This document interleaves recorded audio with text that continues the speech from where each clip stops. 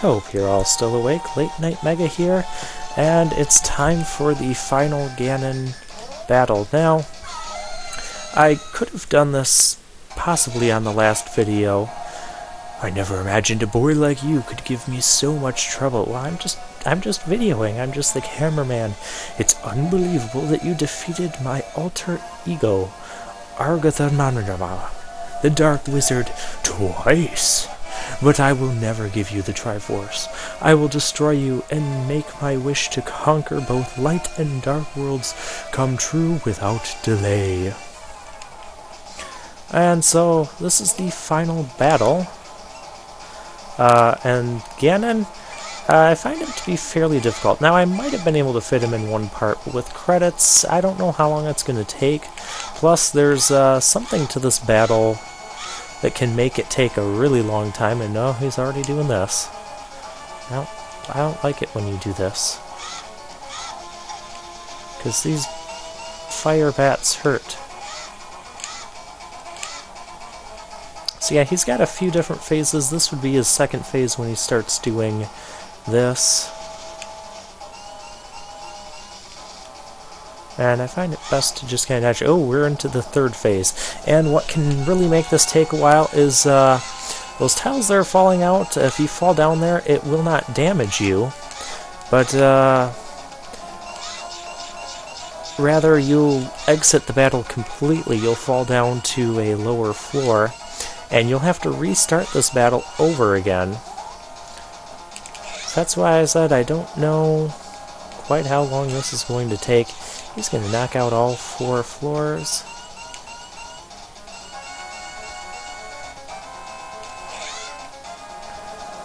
So for this part, we just have to kind of keep hitting him with the sword. And now he's going to use the technique of darkness, and we beat darkness by lighting it up. And once you light up the place, then we get to the final phase where you hit him with the sword.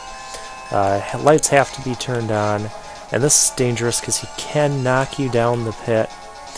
And once he's stunned, you can hit him with one of these silver arrows, and you have to do this a few times.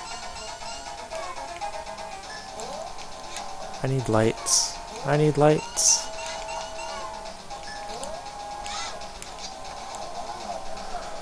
I think that was 4 hits with silver arrows, and, well, that takes him out.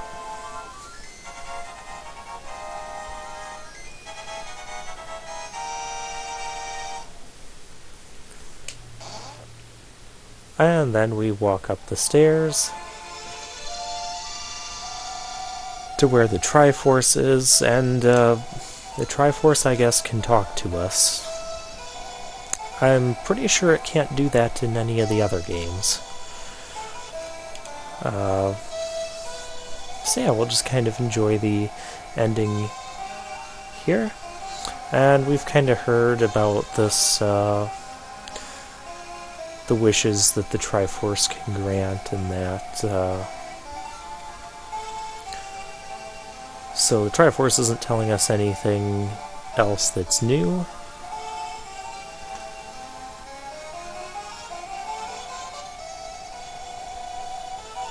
But it is kind of a nice little recap to the story. And it talks about the Dark World vanishing.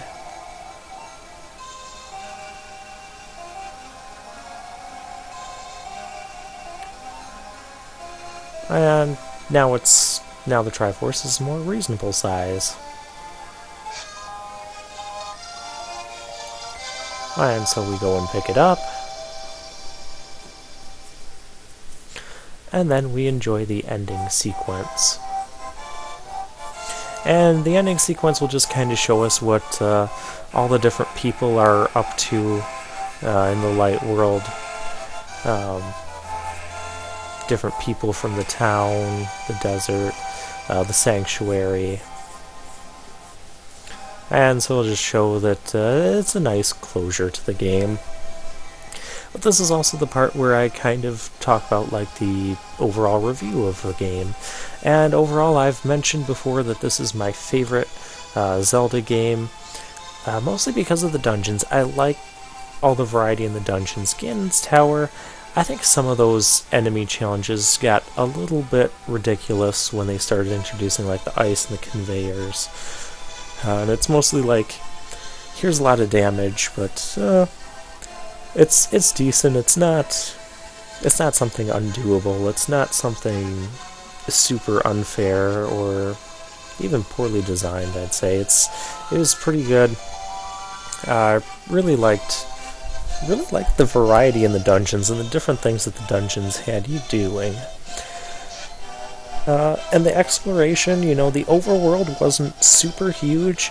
You could travel across from one place to another fairly quickly. If you're like, oh, I need to go to the Zora's area now, but I'm on the other side of the world. Well, it doesn't take too long to get up there, even if you don't have the flute and the bird to transport you yet. And there's plenty of stuff to collect at various points. And overall, I just find it to be a really fun experience. I really love the dungeon music. It might get kind of tiring to hear the same music for all 8 of the Dark World dungeons. But I mean, at least it's enjoyable. Or at least I find it enjoyable anyways. Yeah, it's 2D Zelda at its best. Top-down view. Good mixture of puzzles, items, tons of items. I love all the items that we get to collect in this game. The sword upgrades, I don't know, I feel the level 4 sword becomes a little bit overpowered almost, killing almost all your regular enemies in 1 to 2 shots. But I mean, it is kind of optional. You kind of have to know to throw your sword into that pond. So there's some things that are kind of cryptic about the game. The game doesn't really come out and tell you like what you can throw into which fairy pond to get upgraded. But that allows for some experimentation too. I think I missed a piece of heart in the forest, maybe. Now that I'm seeing the forest again. But yeah, I really don't have much bad to say about the game. This is a game that I enjoy going back to. It doesn't take super long to play through it once you do know what you're doing. If it's your first time playing, it can be somewhat challenging, but I think that's all for this game. The Triforce is going to spin around a little bit again, because that's what it does in this game.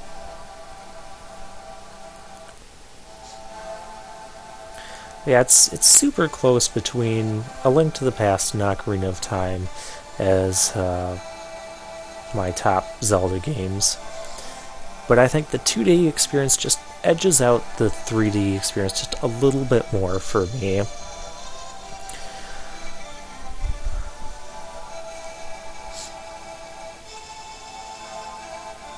And I also really like the sequel that this game got on the 3DS, A Link Between Worlds. I highly recommend that game as well. That would be probably my 3rd favorite Zelda game. And once again, lots of dungeons, lots of stuff to do, lots of things to find, and it's all packed within a fairly small overworld too. The overworld is not super massive. Well, actually, it's basically the same overworld as this game, but yeah, I mean, the overworld is used to connect the places, and there's not a lot of fluff in between there.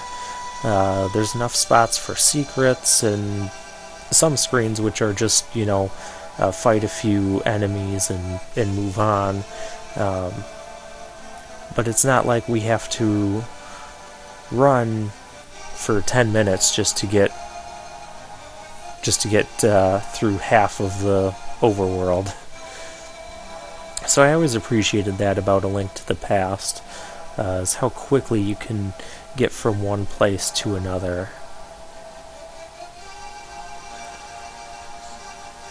And I think that's really what I enjoy in a Zelda game, getting to where we need to be and getting into the dungeons. The dungeons are my favorite parts.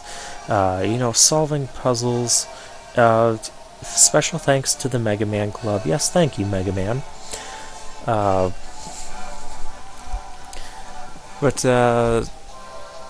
getting to the dungeons, getting to the puzzle solving of the dungeons, and finding the treasure, wondering what, if it's a brand new Zelda game that I'm playing, wondering what kind of treasure I'm going to get for this dungeon, then using it to solve the other puzzles that when I first came across, I'm like, well, how do I get through this? And that's really the experience I enjoy from a Zelda game. And I really wish we could have seen more Zelda games on the Super Nintendo using this Link to the Past engine and graphics. I think they all would have been big hits.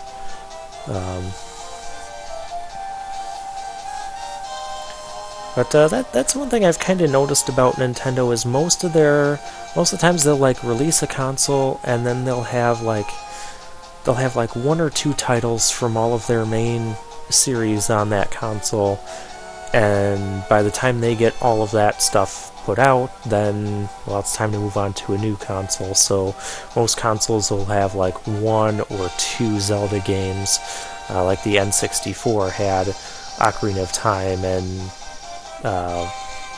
Majora's Mask, and then we went on to the GameCube, and the GameCube had Twilight Princess and Wind Waker. And Twilight Princess was also on the Wii, so it kind of slow to come out with new Zelda games, but I would have liked to have seen more, and that's just kind of a general critique of Nintendo. But as you can see, we did not die at all, so this did turn into a no-death run. So I'm going to put this game to bed, and I'll see you guys next time. This is Late Night Mega signing out.